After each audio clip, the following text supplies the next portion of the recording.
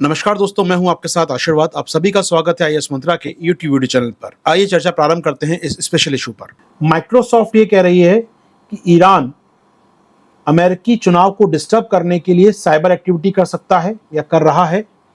तो Iran cyber हमला कर सकता है अमेरिका के चुनावों को डिस्टर्ब करने के लिए।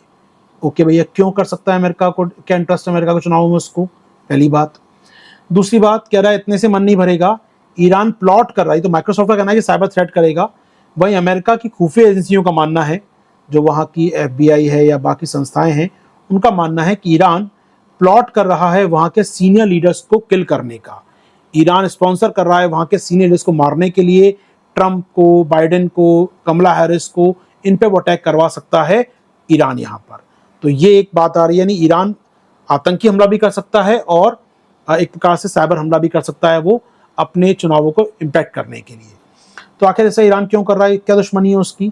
और माना है टारगेट कौन होगा उसका? ट्रंप होगा टारगेट। ऑफकोर्स यहाँ पर टारगेट पर ट्रंप ही होगा। वो नहीं चाहे ट्रंप जीते, ट्रंप से बदला भी लेना है उसको। बदला क्या लेना है ट्रंप से दोस्तों? सुनिएगा, बात है 2020 की।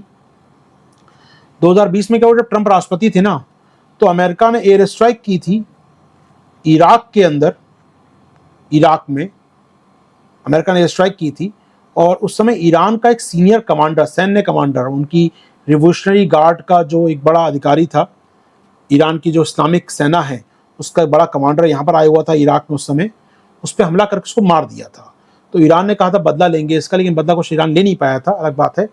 तो आज वो प्रयास कर रहा है, ट्रंप दोबारा न जीत पाए कैसे भी करके, तो ट्रंप को मारने का या ट्रंप पे साइबर अटैक करने का प्रयास वो कर रहा है। ये बात सामने आ रही है दोस्तों, ठीक है। तो माइक्रोसॉफ्ट की सॉफ्टवेयर कंपनी का कहना यह है कि यूएस इलेक्शन को प्रभाव डाल रहा है ईरान यहाँ पर। कई प्रकार की उसने वेबसाइट बनाई है, कई फिशिंग कर रहा है, ईमेल बनाकर कई लोगों को ट्रैप कर रहा है वो, कई प्रकार से सर्वे को डिस्टर्ब कर रहा है वो यहाँ पर वो, ठीक है। तो ऑफकोर्स यहाँ पर ईरान का हाथ हो सकता है। तब कारण बताया मैंने आपको 2020 में तो ईरानियन जनरल की हत्या की थी, ट्रंप के आदेश पे की गई थी हत्या, वो उसका बदला वो लेना चाहता है, ऐसा मान रहे हैं दोस्तों, ठीक है। चलिए, तो एक सामान्य बात है। इसके अलावा यहाँ पर दोस्तों एक चीज़ और है, वो है एक पाकिस्तानी नागरिक को पकड़ा गया है। और पाकिस्तानी नागरिक क्यों है? ईरान से जुड़ा है वो नागरिक, ईरान से नागरिक जुड़ा है पाकिस्तान का। वो अमेरिका आता है, अमेरिका में एक सुपारी किलर को हायर करता है और कहता है इस व्यक्ति को मारना है। और व्यक्ति कौन है? वो ट्रंप है या वो वंश है या वो कौन, कमला हैरिस है, उसका नाम नहीं आया किसको मारने का आदेश दिया था।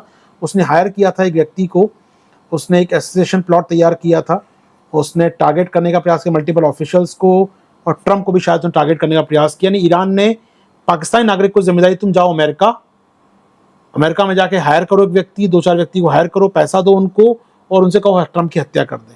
जैसे इंडिया, अमेरिका आरोप लगाता है इंडिया के ऊपर कि अमेरिका, हमारे यहाँ पर हमारा नागरिक, हमारे यहाँ पर सेना का एक अधिकारी एक मध्यस्थ को पकड़ते हैं, वो जाके अमेरिका में किलर को पकड़ता है, सुपारी देता है किसी खालिस्तानी आतंकवादी को मारने के लिए।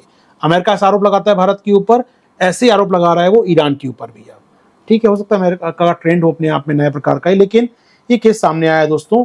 पाकिस्तानी नागरिक को पकड़ा है अमेरिकी खुफिया विभाग ने, यहाँ पर ये पकड़ लिया गया इस व्यक्ति को। केस चल रहा है इसके ऊपर अभी। तो दोस्तों कैसा लगा ये वीडियो आपको बताइए कमेंट बॉक्स में। आप ज्वाइन कर सकते हैं मेरे संग मेरी करंट अफेयर्स क्लासेस दोस्तों, जो उपलब्ध हैं जीएस विद आशीर्वाद ऐप के ऊपर, जहां डेली क्लास होती है और नोट्स प्राप्त होते हैं। इसके अतिरिक्त आप जुड़ सकते हैं ऐप पर हमारे पीटी और मेंस के विशेष कार्यक्रम पर। लॉग इन कीजिए हमारी ऐप पर। Thank you.